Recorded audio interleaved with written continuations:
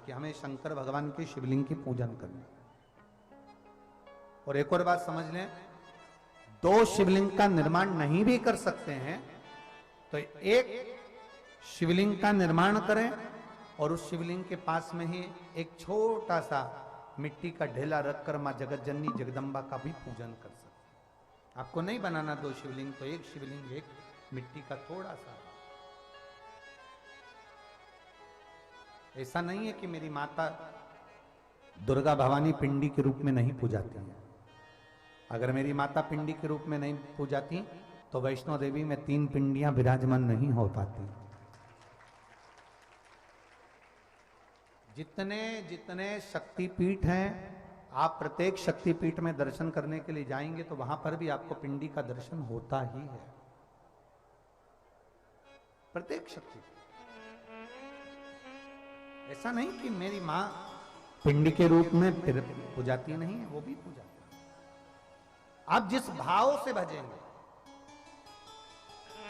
जैसे हम कहते हैं हमारे शहर में, हमारे सीहोर नगर में कुबेरेश्वर धाम कंकर शंकर की भूमि है। मतलब वहां जो गया है वो कंकर शंकर की आराधना करने के लिए गया है, कंकर शंकर की पूजन करने के लिए गया है।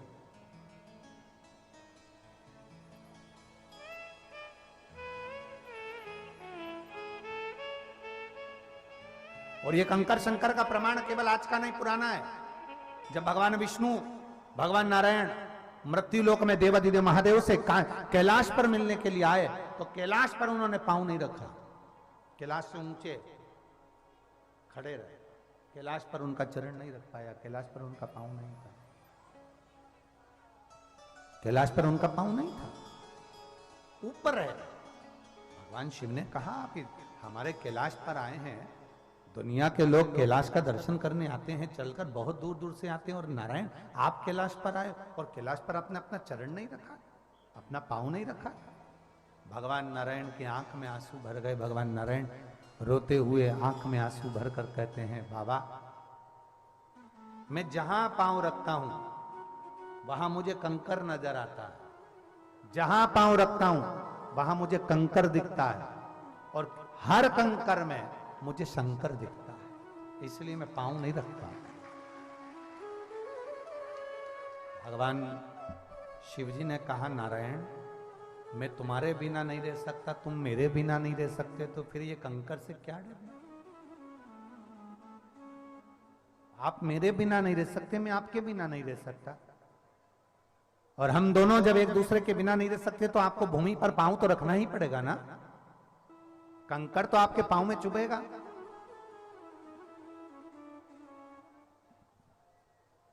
कंकर तो आपके पांव में चुभेगा।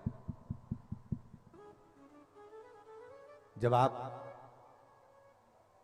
मेरे करीब में रहें तो बाबा बस इतना सा निवेदन, इतनी सी प्रार्थना, इतना सा, मैं आपके बिना नहीं रह सकता, आप मेरे बिना नहीं रह सकते। मैं आपके बिना नहीं, आप मेरे बिना नहीं रह सकते। तो नारायण ने पूछा फिर करें तो करें क्या? नारायण ने पूछा फिर करें तो क्या करें? जो आप आज्ञा करेंगे वो मैं कर लूंगा, आप जो बोले वो मुझे स्वीकार। भगवान शिवजी ने कहा, एक काम करो,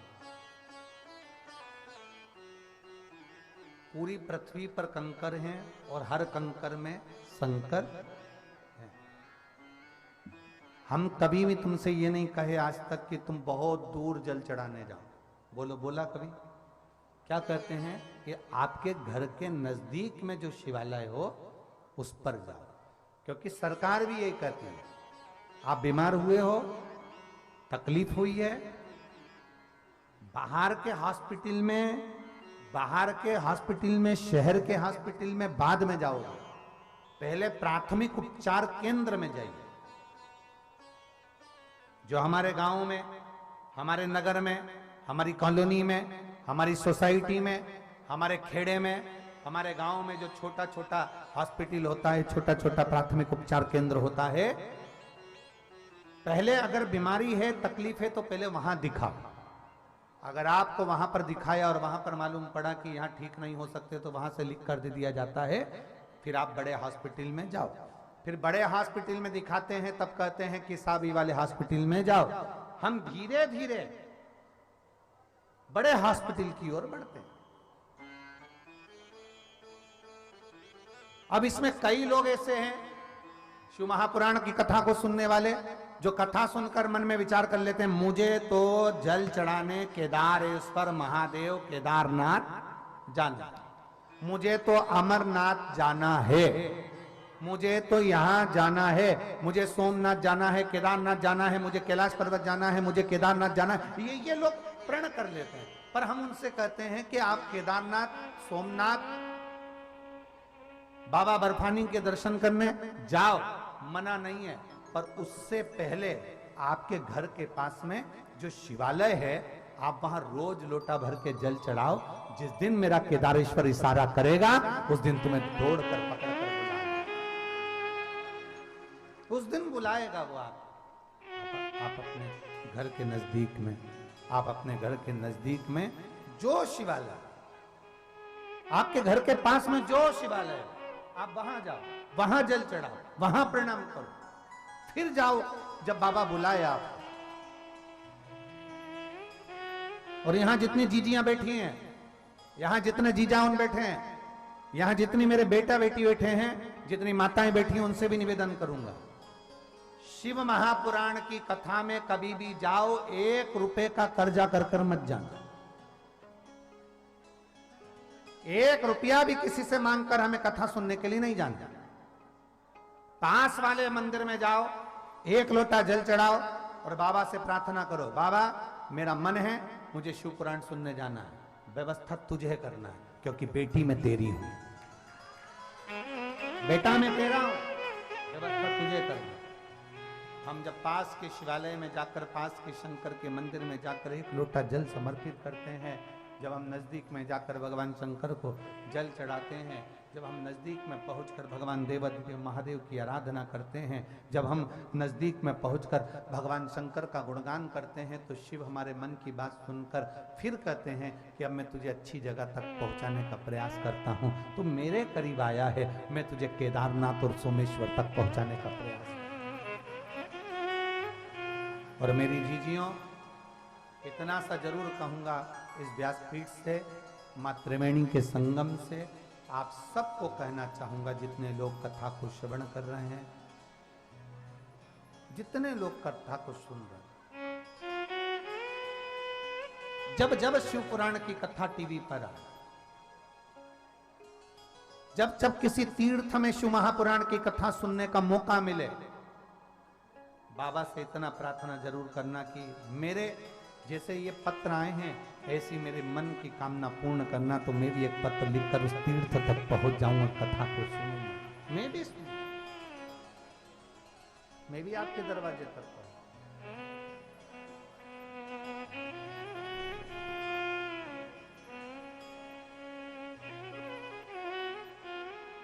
हम उसको निवेदन करेंगे, जब हम उससे कहेंगे, जब हम उससे प्रार्थना करेंगे, हम उससे निवेदन करेंगे, जब हम उससे बोलेंगे, तो वो सुनेगा, स्वीकार करेगा, छोड़ेगा नहीं।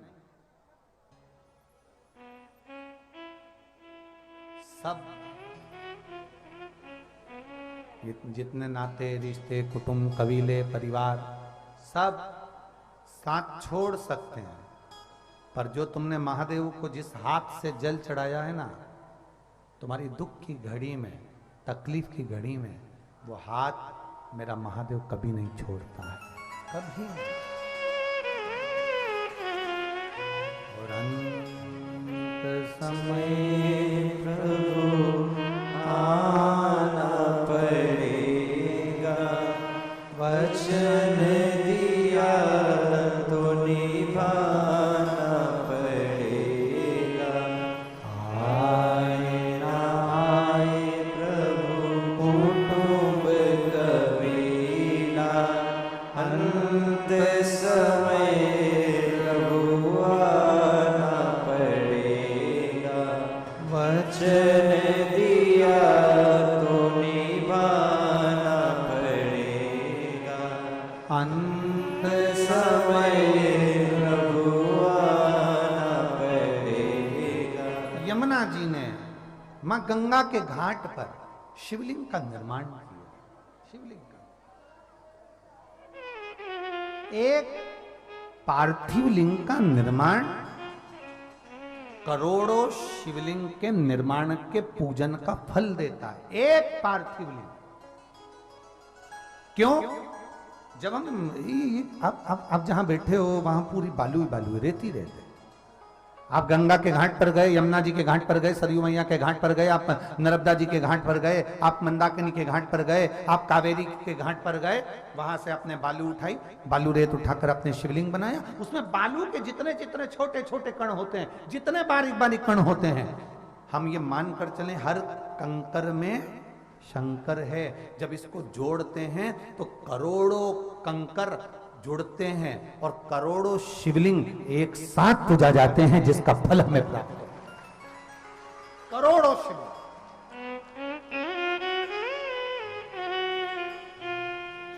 कोई एक या दो शिवलिंग का नहीं, करोड़ों शिवलिंग का फल है पार्थिव शिवलिंग का पूजा। करोड़। आज मां यमुना जी ने विचार कर लिया और यमुना जी विचार कर कर माता यमुना बैठ गई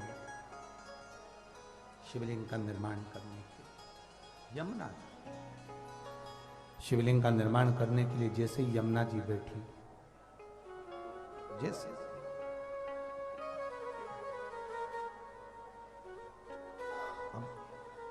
समझने वाला विषय है, थोड़ा ध्यान देंगे। गंगा जी इधर बह रही हैं, आप उधर मुख कर कर बैठ गए, शिवलिंग बना लिया। कई कई ऐसी भी माताएं हैं, ऐसे भी भाई हैं जिनको दिशा का भान नहीं होता कि पूरब पश्चिम उत्तर दक्षिण किधर है। हमें स्मरण नहीं है, हमें ज्ञात नहीं है कि भगवान शंकर की जलाधारी किस ओर होना चाहिए। शिव महापुराण की कथा कहती है, मंदिर में शिवलिंग का विराजमान होते हैं, उत्तर की ओर जलाधारी हो जाती है, पर पार्थिव शिवलिंग का जब हम पूजन करने बैठते हैं, हमारे स्मरण में नहीं रहता कि जलाधारी किधर रखना। हम अनभिज्ञ हैं, हमें ज्ञात नहीं है। कई माताएं दूसरे से पूछती हैं, ये मैंने जलाधारी बनाई है जिस पे शिवलिंग रखा है, इसका मुंह कहां करूं? मैं गंगा जी के घाट पर बनाई, अब मैं इसका मुंह कहां करूं? शिव महापुराण की कथा कहती है, उस जगह पर आपको पूछने की जरूरत नहीं है, आपको महादेव से प्रार्थना कर देना है। मैं जहां बना रही हूं आपको स्वीकार करना पड़ेगा, क्योंकि आप मेरे पिता हो, आप मेरे बुजुर्ग बाबा हो, दादा हो। मैं जहां बना रही हूं आप उधर स्वीकार करिए। मेरे को नहीं मालूम कि पूरब किधर, पश्चिम किधर, उत्तर किधर, दक्षिण किधर। मुझे नहीं मालूम कि एक लोटा जल चढ़ाने से मेरे क्या केवल बेटा ही ठीक होगा, मैं नहीं जानती। जब मैंने एक लोटा जल आपको चढ़ाया है, एक लोटा जल अगर मैं समर्पित कर रही हूं तो केवल बेटे के लिए नहीं, मैं एक लोटा जल समर्पित कर रही हूं कि मेरे परिवार में सर्वे भवन्तु सुखी, सब सुखी रहे, सबका दुख सबका कष्ट दूर हो, सब सुखी रहे। और दया की न हो जो तुम्हारी तो सुनी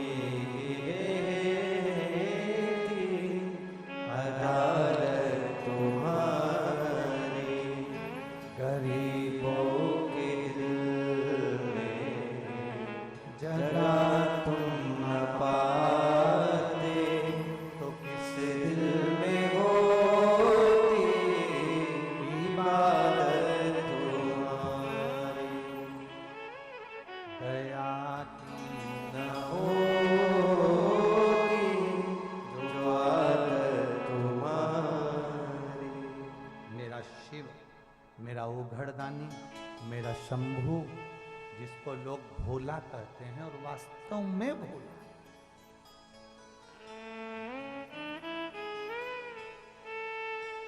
कितना डरा कर रखा था लोगों को शंकर जी की पूजन के नाम पर, बोलो सही है कि गलत? जल मत चढ़ाना, शिव जी पे चढ़ा हुआ मत खाना, शंकर जी पे चढ़ा दिया तो पानी मत पीना, शंकर जी की पूजा करोगे शंकर जी रुष्ट हो जाएगा ना। भोला है भोला, भोले बनकर पूजोगे तो भोला मिलता भी जल्दी है, मिलता भी जल्दी है। जितने भोले बने, घर में 2 बहुएं हैं, एक बहुत समझदार और एक बिल्कुल मूर्ख। सास की निगाह में 2 बहुएं हैं, परिवार की निगाह में 2 बहुएं हैं, एक समझदार एक में अकल नहीं है। जो ज्यादा समझदार होता है उसको पूरे घर का बोझा उठाना पड़ता है। जो बिल्कुल मूर्ख होती है, कहती है हमारी छोटी बहू में तो अक्ल ही नहीं है, वो सबसे पहले शादी में बफेट में निपटाती है। सब माताएं कहती हैं हमारी इस बहू में तो अक्ल ही नहीं है, हमारी बड़ी बहू बहुत समझदार। बड़ी बहू समझदार है, मामा जी आए कि नहीं आए रोटी परसेगी, बुआ जी आई कि नहीं आई खाना देगी, चाय बनाई कि नहीं बनाई, वो आया कि नहीं आया, पूरे घर का देख रेख जो समझदार होता है उसी को करना पड़ता है। जिसमें अक्ल ही नहीं, सास कह देती है मेरी छोटी बहू में तो बिल्कुल अक्ल नहीं है, वो बिल्कुल एकदम फ्री रहती है, सबसे पहले डेंटिंग पेंटिंग करके मेहंदी,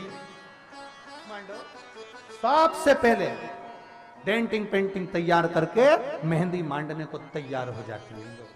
मांड और लगा लोगों के बैठ जाएगी। और जो कहती है ना इसमें तो अक्ल ही नहीं, उन्हीं से कहती है बुआ जी भूख लग रही है, एक प्लेट लगा लाओ ना। और बुआ जी प्लेट भी लगा लाई, उसको तो मालूम है अक्ल ही नहीं है। और प्लेट किसने लगा कर दी, जो समझदार थी, ए बेटा तू तो समझदार है ना, लगा ला। जो समझदार थी वो प्लेट लगा के लाई, बुआ जी उसके पास में बैठ के चर्रा रही, ये मेहंदी मांड के पड़ी। आग लगे बस्ती में, अपन लोग मस्ती, उसे कौन फर्क पड़ा।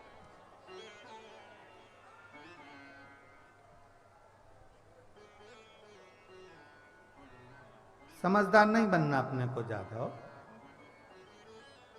जो ज्यादा समझदार होता है उसको बहुत ध्यान रखना पड़ता है। ये जितने पुलिसकर्मी खड़े हुए हैं इनको कहूंगा एक बात तो सबको थोड़ा सा लगेगा, इसमें जो ज्यादा बहुत अच्छी ड्यूटी करता है उसी की ड्यूटी ज्यादा लगती है।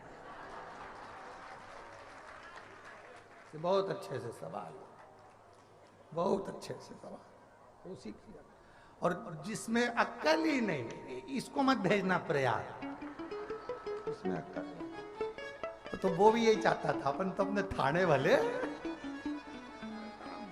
अभी खोल जावे तो समझता समझता।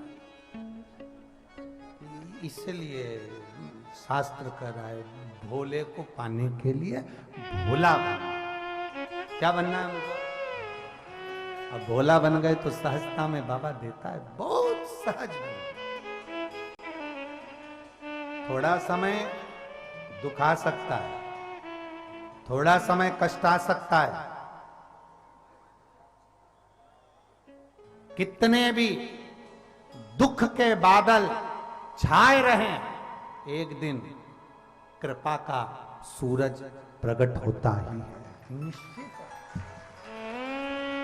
कितना ही दुख वो कृपा करेगा, करुणा करेगा और उसकी दृष्टि पड़ती जरूर है। हम क्यों दुखी हैं? यमुना जी ने तप करा, साधना करी, शिव प्रकट नहीं हुए, पर शिवलिंग का निर्माण करा, पूजन करी, आराधना करी। जब शिवलिंग की आराधना पूजन करना प्रारंभ करी तो देवादि ने महादेव ने कृपा करी, शिव ने कृपा करी। और ऐसी कृपा देवादि ने महादेव ने करी, ऐसी कृपा करी, प्रकट हो गए। प्रगट यमुना जी ने कहा बाबा एक कामना है, पूरी करेंगे? शिव जी ने पूछा कौन सी कामना? बस मुझे भगवान नारायण की पटरानी बनना है। शिव जी ने कहा नारायण की पटरानी द्वापर में जब भगवान कृष्ण प्रकट होंगे,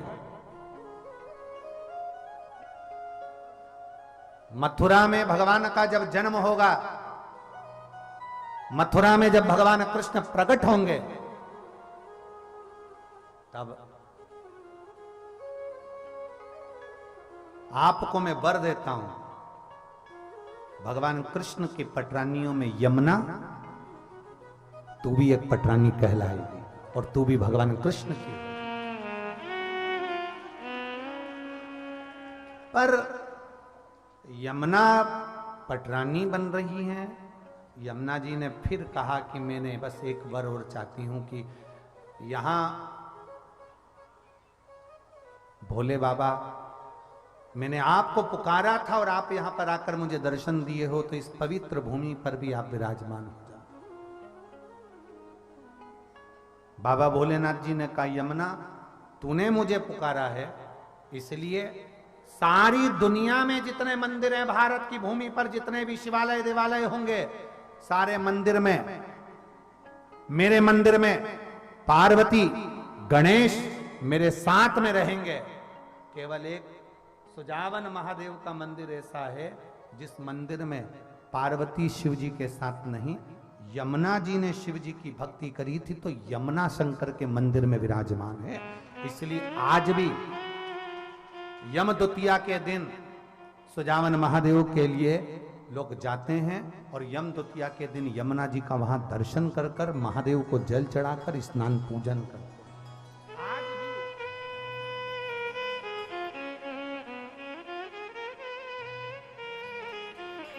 कौन कौन गया है सुजावन महादेव? हाथ उठाओ जरा। गए हो आप लोग? जाना चाहिए। अगर प्रयाग आए हैं या प्रयाग के आसपास के लोग भक्त हैं, जाना चाहिए।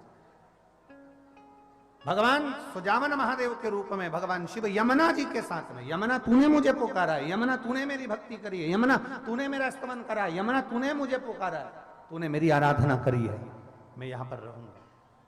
यमुना कहती है, मेरे दर्शन करने वाले को कोई यम की कैद ना हो, उसके लिए मैं क्या करूं? तू अपने भाई यम को भोजन करने बुला। यमुना ने अपने भाई यमराज को भोजन करने के लिए बुलाया और सुजावन महादेव के उस पावन प्रांगण में, भीटा के पहाड़ियों में, बाबा वहां जहां विराजमान है वहां पर यम ने आकर भोजन जब ग्रहण किया तो यमुना जी ने वर मांग लिया कि इस स्थान पर यमुना का स्नान जब करने के लिए कोई आए यहां पर और सुजावन महादेव पर एक लोटा जल समर्पित करे और यमुना का स्नान करे, पूजन करे, तो उसको यम की त्रासदी ना भुगतना पड़े। आज भी सुजावन महादेव बीटा की पहाड़ी पर प्रयागराज की पवित्र भूमि के नजदीक में विराजमान है, जहां पर हम भगवान देवादिदेव महादेव का स्मरण करते हैं, भगवान शंकर की भक्ति करते हैं। और तेरी कृपा बिना शिव की कृपा होती है तब हम शंकर के नजदीक पहुंच पाते हैं। शिव की कृपा होती है तब शंकर के करीब पहुंच पाते हैं। शिव के करीब पहुंचना कठिन, बहुत कठिन है, पर जितने हम भोले बन जाते हैं, जितने सरल,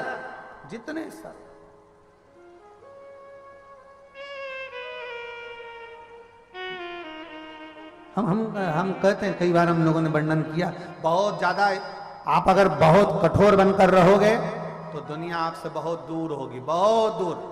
जितने आप नम्र बनकर रहोगे उतने दुनिया आपके करीब में रहेगी, उतने करीब। आप जितना प्रेम से पुकारेंगे, आप जितना स्नेह से भजेंगे, शिव तत्व को उतना प्राप्त करेंगे, उतना। और धीमा बजाओ भोलानाथ, डमरू धीमा बजाओ, धीमा बजाओ भोलानाथ,